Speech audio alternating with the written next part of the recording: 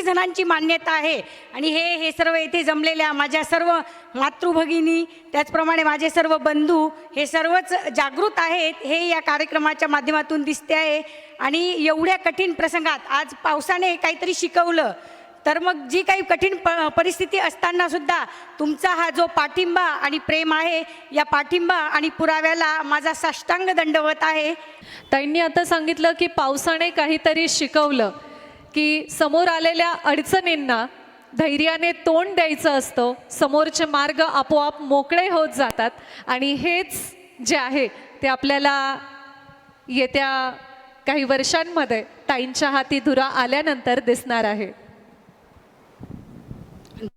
आपण हा जो महाराष्ट्राची गौरवगाथा हा कार्यक्रम आयोजित केला आहे आणि त्या कार्यक्रमासाठी उपस्थित असलेले सर्व ज्येष्ठ श्रेष्ठ सर्व बंधू भगिनी सर्वांना माझा सविनय नमस्कार।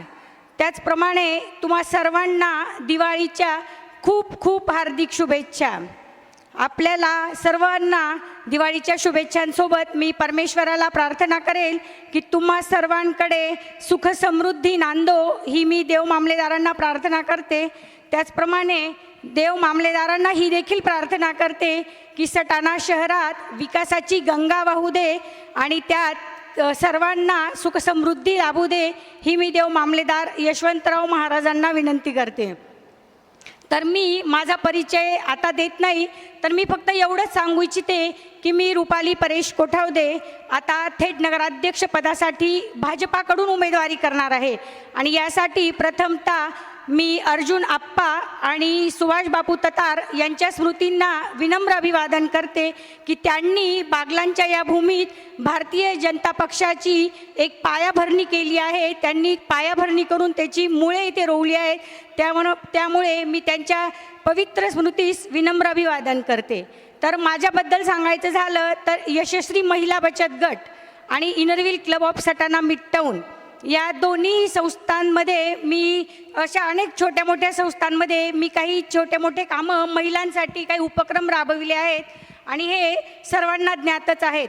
त्याचप्रमाणे the Satana merchants cooperative bank limited Satana या बागलांच्या अर्थवाहिनीत देखील मी अध्यक्षपदाची भूमिका पार पाडली आहे, धुरा सांभाळली आहे। त्याचप्रमाणे आमच्या घरातच माझे पितृतुल्य सासरे श्री श्रीधर रामचंद्र कोठावदे यांचे समाजकार्य, त्यांचं दातृत्व, नेतृत्व आणि कर्तृत्व हे पाहून मला आपोआपच एक सामाजिक कार्याची ओढ लागली आणि त्याच माध्यमातून आगामी काळात होऊ घातलेल्या नगर परिषदेच्या निवडणुका त्यात मी पुन्हा एकदा सांगू इच्छिते की मला नगराध्यक्ष पदाची उमेदवारी करायची आहे आणि ती उमेदवारी एकटी मी करणार नाही आहे किंवा ती उमेदवारी फक्त माझी एकटीची राहणार नाही आहे, तर ती उमेदवारी तुमची सर्वांची असणार आहे आणि त्यासाठी मला जे आशीर्वाद लागणार आहेत आणि तुमचे आशीर्वाद हीच माझी ताकद असणार आहे, हीच आमची ताकद असणार आहे। सटाणा शहरात जे काही प्रलंबित आणि रखडलेली कामे आहेत ती कामे सोडवण्यासाठी ही निवडणूक लढवायची आहे। ही निवडणूक काही मला खुर्चीसाठी किंवा एका मीपणा गाजवण्यासाठी लढवायची नाही आहे, तर मला ती निवडणूक लढवायची आहे ती सर्वांच्या एक साथीने आणि एक विकास कामं पूर्ण करण्यासाठी ती निवडणूक लढवायची आहे। यावेळी डॉक्टर सुभाष बाबा भामरे यांचं नाव उच्चारल्याशिवाय हा कार्यक्रम पूर्ण होणार नाही।